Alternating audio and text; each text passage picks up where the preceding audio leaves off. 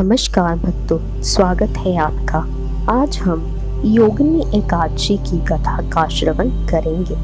यह एकादशी आषाढ़ मास के कृष्ण पक्ष की एकादशी भी कहलाती है।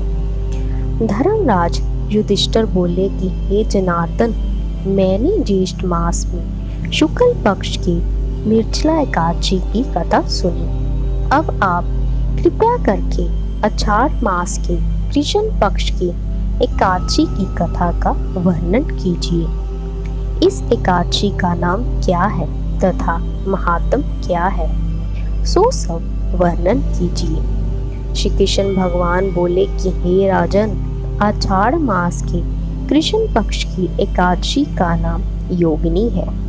इसके व्रत से समस्त पाप नष्ट हो जाते हैं और इस लोक में भोग तथा परलोक में मुक्ति देने वाला है। हे राजराजेश्वर, यह एकादशी तीनों लोकों में प्रसिद्ध है। इसके व्रत से पाप नष्ट हो जाते हैं।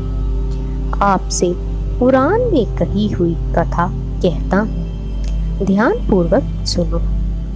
अलकापुरी नाम की नगरी में एक कुबेर नाम का राजा राज्य करता था। वह शिव भक्त था। उसकी पूजा करने के लिए एक हेममाली पुष्प लाया करता था। उसके विशालाक्षी नाम की अत्यंत सुंदर स्त्री थी।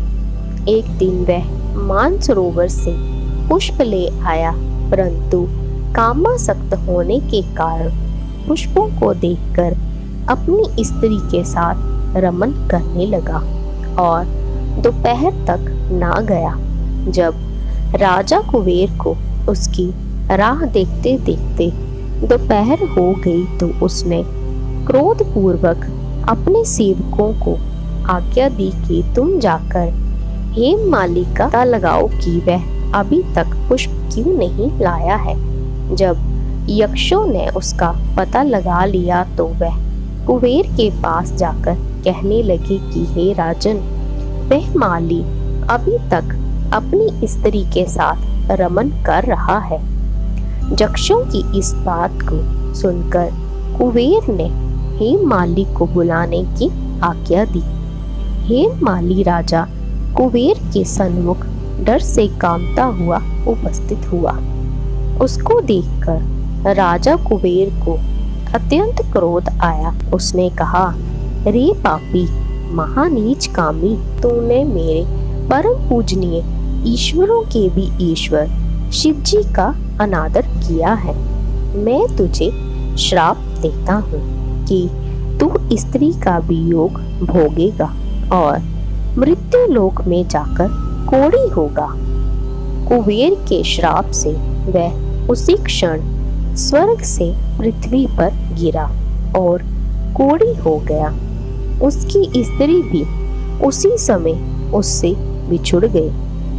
मृत्यु लोक में आकर उसने महादुख भोगे, परंतु शिव जी की भक्ति के प्रभाव से उनकी बुद्धि मलिन ना हुई और पिछले जन्म की भी सुध रही। इसलिए वह अनेक दुखों को भोगता हुआ तथा अपने पूर्व जन्म के कुकर्मों का स्मरण करता हुआ हिमालय पर्वत की तरफ चल दिया।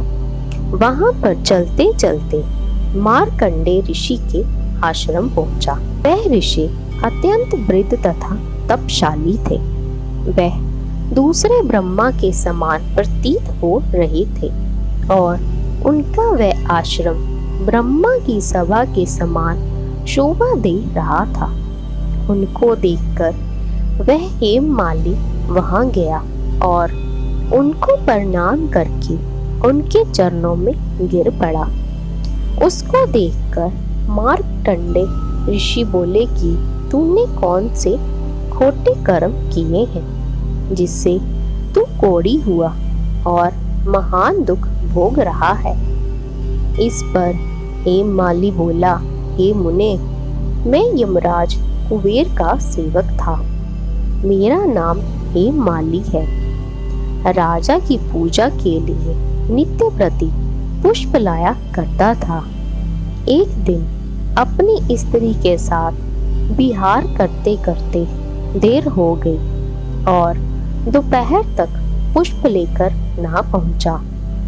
उन्होंने मुझे श्राप दिया कि तू अपनी स्त्री का वियोग भोग और मृत्यु लोक में जाकर कोढ़ी बन तथा दुख भोग। इससे मैं कोढ़ी हो गया हूँ और महान दुख भोग रहा हूँ। अतः आप कोई ऐसा उपाय बतलाएं जिससे मेरी मुक्ति हो। इस पर मार्कंडेय ऋषि बोले कि हे भाई, तूने मेरे सन्मुख सत्य वचन कहे हैं, इसलिए मैं तेरे उद्धार के लिए एक व्रत बताता हूँ।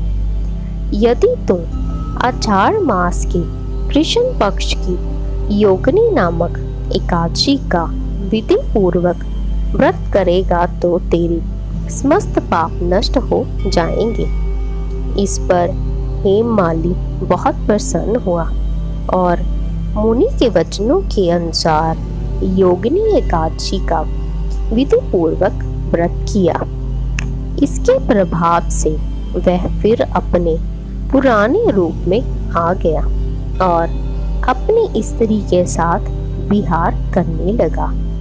हे राजन, इस योगिनी की कथा का फल 88 सहस्त्र ब्राह्मणों के भोजन कराने के बराबर है।